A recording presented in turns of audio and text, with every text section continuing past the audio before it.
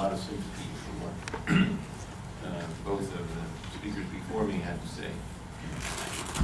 And I'm going to take a less grandiose crack at it, but more fundamental. I believe something like 2/3 of what we do in business school curriculums needs to be thrown out the window. It's absolutely based on a false premise. The premise is that if we teach people knowledge, that shifts their being. It shifts who they are and how they're being in life. And that's false. Now you can shift being, but you don't do it very effectively by communicating knowledge. So I'm going to talk about these 3 of the 4 ways of being, because I don't have time to do integrity. I wish I did, but that's an hour and a half long discussion. Providing students the access to these ways of being, all 4 of them, will make a huge improvement in the world. So,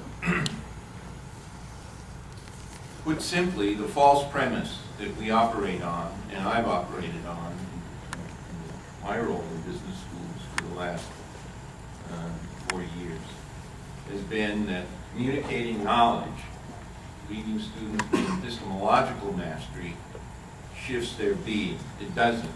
What it does, epistemological mastery leaves one knowing. And ontological mastery leaves one being. Ontology is the science and philosophy of being.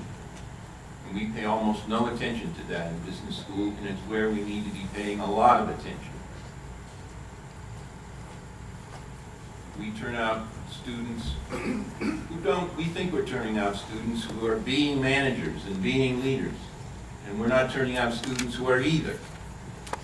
Knowing a lot about management or knowing a lot about leadership does not make you either a manager or a leader or a combination of them. And we need to change that. So here's what I'm going to talk about this morning, that it's the foundations of this. First is being authentic. Being and acting consistent with who you hold yourself up to be for others and who you hold yourself to be for yourself. When leading, being authentic leaves you grounded and able to be straight without force. Being cause in the matter of everything in your life.